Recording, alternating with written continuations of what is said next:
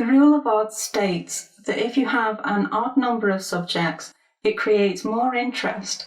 So an image of 3 dogs is more interesting than an image of 2 dogs. An abstract picture of 3 squares is more interesting than an abstract image that contains only 2 squares.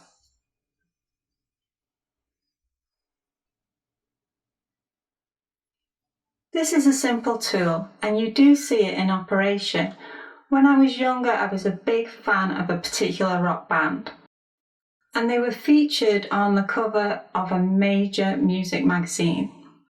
There were 4 members in the band, but they removed one of the people from the image because they were concerned about the composition. They must have agreed with this rule and felt that 3 people would look better than 4. This example shows how you can distort what you're trying to convey if you use this rule blindly. The band had 4 members, and changing the image resulted in a picture that didn't portray the band.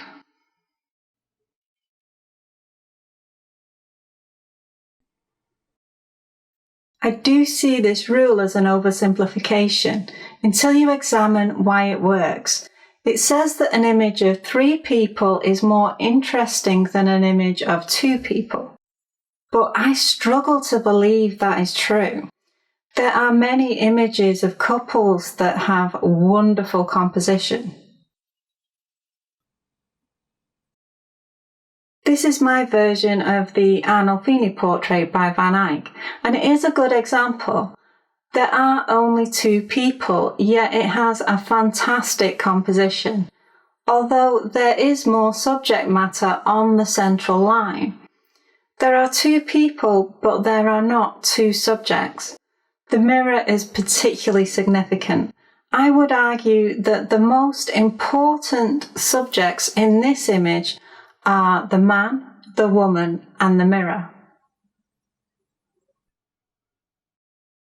If I join those 3 subjects together, you get a triangle. The 2 people are holding hands, and the shape of their arms creates 2 sides of a triangle. To use this tool correctly, you have to know why it works. It isn't enough to count the main subjects and check that it reaches an odd number. The key to this tool is that it uses triangles as the structure for the composition.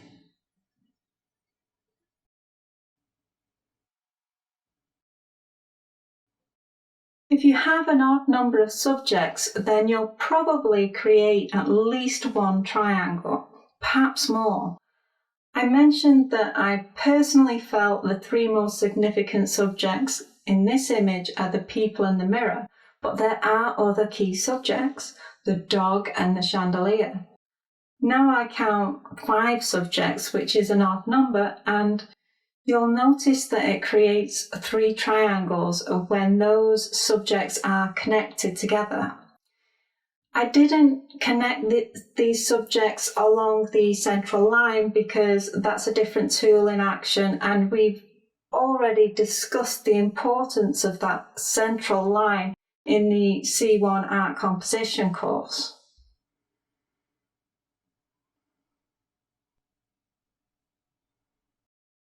It isn't really the number of subjects that makes the composition more interesting.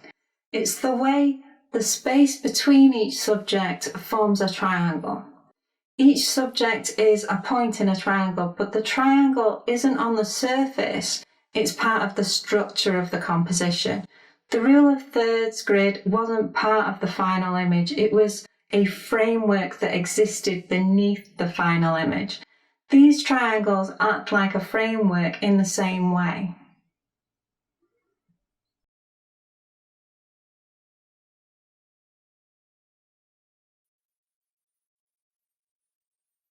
This is my artwork, and the figure is a drawing of a sculpture by Auguste Rodin. I've repeated the subject 3 times as the rule of odds suggests that I should, although I struggle to believe that the composition of this image is superior to an image of 2 figures.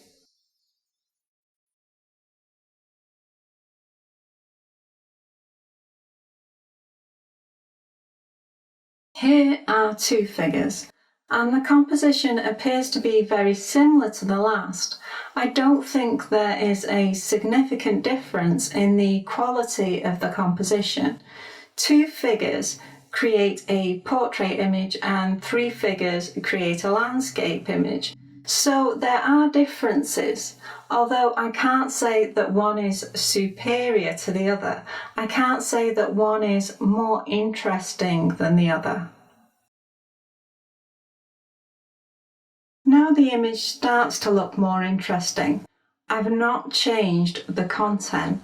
I've merely staggered the figures. The two figures cross the canvas in a diagonal composition. Diagonals are interesting in a composition, but they don't contain the balance that you get with a triangle. A diagonal line contains one slope, but a triangle contains both. It includes one slope and a contrasting slope. It is this contrast that creates balance. When there are three figures staggered instead of two, each figure creates the point in a triangle. The figures are positioned in the shape of a triangle.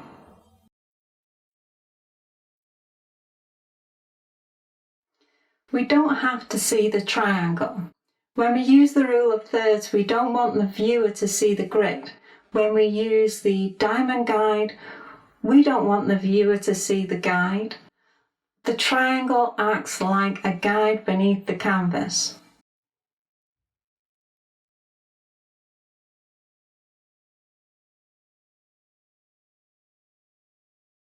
This was the final composition that I decided on.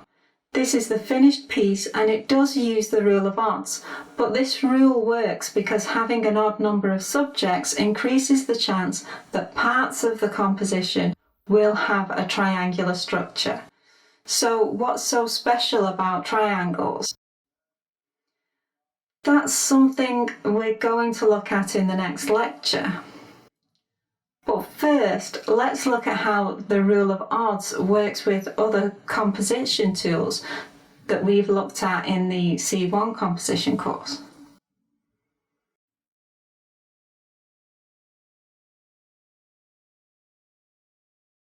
The rule of odds works well with the diamond guide.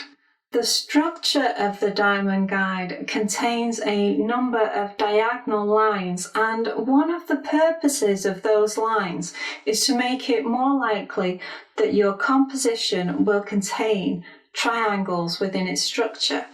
If you follow some of those lines, it will lead to some triangles in the structure. The rule of odds and the diamond guide are both designed to make a triangle structure occur more naturally and without thought. Although I do think it's better if you consciously plan to add a triangular structure to your work. It will be something that makes the composition more interesting.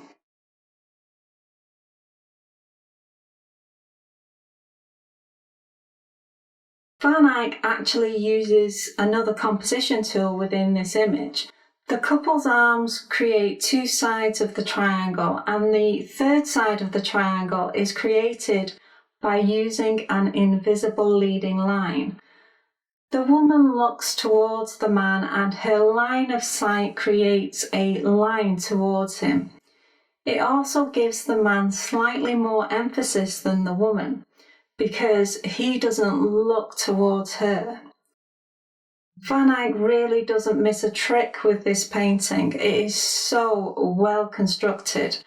The rule of odds is going to work with a lot of the tools that we've already looked at, so it's time to experiment and add triangular structures to your composition.